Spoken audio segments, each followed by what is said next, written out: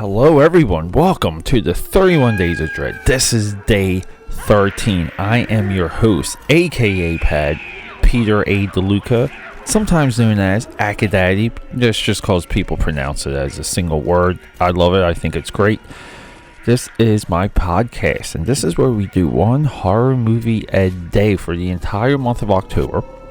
Right here, right now, we have something special. We have one of my absolute favorite modern day horror movies. I've seen this movie 2 times. That's how impactful it is. We're going to get into House of the Devil, directed by Ty West. This dude is talented. Let's hit that intro.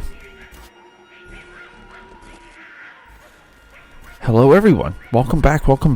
Oh my god, I am behind on my recording. I'm behind on my drawing because if you follow me on Instagram at AKAPad13, I am also participating in Inktober for the 3rd straight year, and this year's theme is Joker, and I'm having a lot of fun wedging Joker into some of these prompts. It's just a ton of fun, and it's a little bit more interactive amongst my friends because everyone knows who Joker is, and now with that movie, and holy crap, Joker.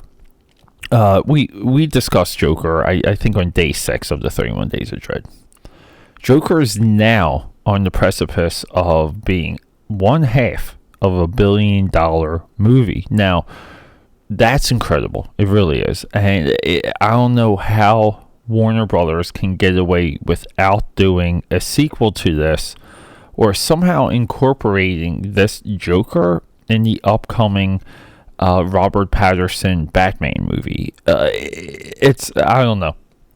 People seem to be drawn to what happened with this movie.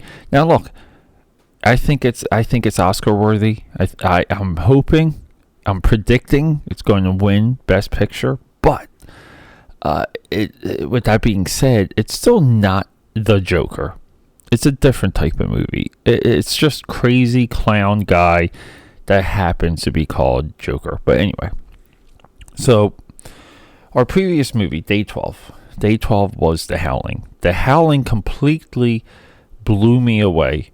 That was one of those movies I came in with low expectations, because you hear a lot of these must-see movies, and these must-see movies, sometimes are schlock, and that's exactly what they are. But I think some of these movies that are must-see, that are, kind of not, I would say not explored through action figures and t-shirts and constant re-releases, like Scanners, like The Howling. Like a lot of them you think will never live up to any type of hype or expectation. That movie did, and I'm still drawn to it. Anyone out there that really wants your hair blown back, go check out The Howling. Anyone out there that wants an update of Rosemary's Baby, we're talking about today's movie, and that is The House of the Devil. Why is this movie so special? Why is Ty West our director? Why is he not getting more work? I'm talking big work. Why is he not? Hey, what's up, Dal? Dal's patrolling my feet, looking for food. Endlessly, this cat's looking for food. Dallas, I just gave you some treats, buddy. In a little bit.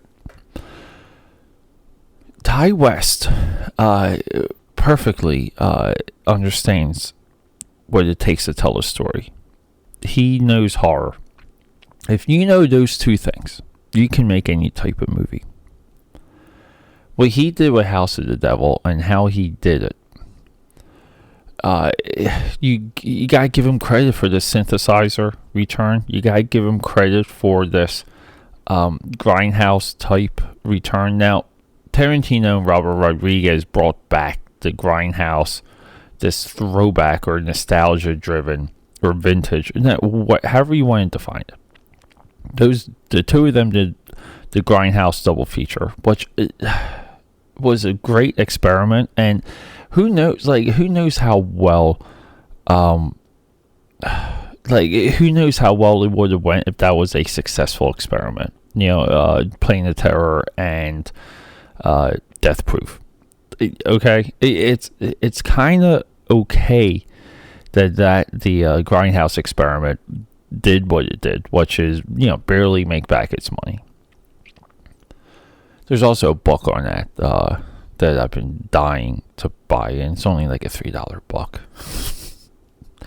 Okay, so we have this resurgence of what is Grindhouse, and then we get movies like House of the Devil. We get movies like Hobo with a Shotgun. And that trend continues today, because now we're in like a very weird zone. And this goes right into Joker. This is why I was talking about Joker a little bit ago. Joker is that. Joker is essentially a Grindhouse movie. Like Joker is made to exist in another era. It's not made to exist today. That's what that's a part of the fun of watching a movie. It's the same with House of the Devil. Ty West just did it forever ago. House of the Devil, 2009. Okay, that's when that movie came out. Now, I think on one time Ty West may have had like a Tumblr, because I remember following him or someone close to him or close to the promotion of the movie.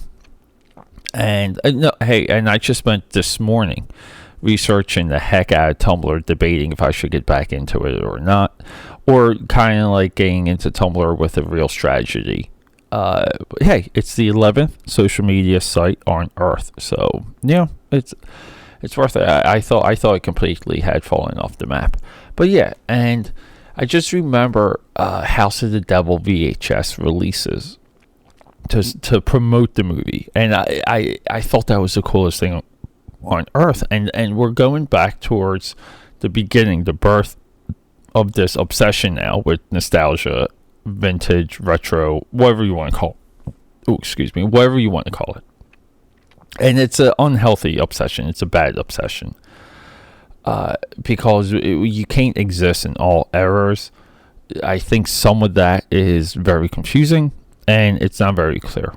But so even back then, it was like holy crap! I'm like, these guys are just doing something cool. Again, like kind of like Peter philosophy driven stuff. You're swinging for the fences. So look, I eventually saw the movie. I forget my first experience watching this. I don't know if I was still living in Jersey. I might have still been living in Jersey. And the movie, like I said, this movie is essentially we need to find a woman, and we have to put Satan's seed in her. Now, this is exactly like Rosemary's Baby. But this movie has more of a limited cast. It has less over-the-top characters. But, in Rosemary's, you find out that the overexpression of some of the characters is a part of the gag. It's a part of the hook. We have a character perfectly set up who's desperate for money. And the only thing this girl needs to do in this movie is to stay at the house and look after this grandmother who is just in the room. She's not going to be much trouble, and she'll get $400, and it's only a few hours. And this movie has Tom Noonan, right? That's Kane from RoboCop 2. Tom Noonan is so freaking good in this movie that it's like, even now I'm just trying to go through. Dal, what are you doing, buddy? Dal is just nonstop hunger. Yeah, so, and Tom Noonan in this movie, he has such a draw in his performance, like his cadence, his speech, exactly what he's doing with his lines, that you're immediately creeped out by it. You're creeped out by it to the point of, you don't like, you just don't want him to talk. You don't want him to be around this girl. You know, there's no good, like, there's no good about it, you know. And this girl, Jocelyn Donahue, okay, she plays Samantha Hughes. Her performance is so desperate. It's so desperate that you want the movie to be different as you're watching it. You don't want any harm. You don't want the fate to bestow her, even within a second viewing. Now, that's your plot. And I would say it's been 5-6 years, maybe a little bit longer, between watching this movie. The second time watching it a few nights ago, I watched it with someone, and I got to see the effects of this movie on someone that hasn't seen it. That's, you know, again, open to film. Like, you know, like open to watching this movie. Not sitting down as a critic, but just as, let's watch some scary stuff. Completely freaked her out. Rightfully so. And, yeah, so I started looking into Ty West. Because for the 31 Days of Dread, I have yet to do a director block. And I've been debating Rob Zombie, because 3 from Hell, actually, as of today, is available on digital. And I researched Ty West, and I'm thinking, like, should Ty West be my first director block? Now, I really want to do Rob Zombie. We all know I completely back. I am a fan of Halloween 1 and 2 by Rob Zombie. Especially the second one. I love the second movie. But Ty West has movies I haven't seen before. And Ty West is somewhat prolific. Now, he's not getting the Marvel movie. Ty West should get a Star Wars movie. But he has a lot of movies behind him. Now, some of these are available. Some of them are not. He made one movie called The Sacrament that I'm pretty sure I saw. I'm pretty sure I saw it. I really don't remember. But he has this other movie called The Innkeeper. The Innkeepers from 2011. Now, outside of that, he has... Yeah, he has short films. He's got anthologies he's participated in. And he has some TV shows underneath his belt. He's a working director. Should he be a working director working on something huge? Yes. I mean, like, I would just give this guy the Resident Evil franchise and let him go. Just, you know, give him some parameters. Hey, like, we kind of need it to look like this. We need it to be about this. You know, like, loosely, you know, and go. But mostly, I would say the biggest thing with any type of Resident Evil update would be the look. It just needs to look like Resident Evil 2 moving forward, okay? Like, it just lock down the look. Lock down Jill Valentine. So, within the 31 Days of Dread, we have back-to-back movies that are completely significant in their quality. The Howling and House of the Devil are definitions. We're kind of in like a really good 4-movie block. Because Dog Soldiers, The Howling, House of the Devil, and Tomorrow's Rosemary's Baby are just... Each one is a masterpiece of its own right. This movie should be immediate Halloween viewing for anyone out there. And if you don't agree with that, I'm sorry.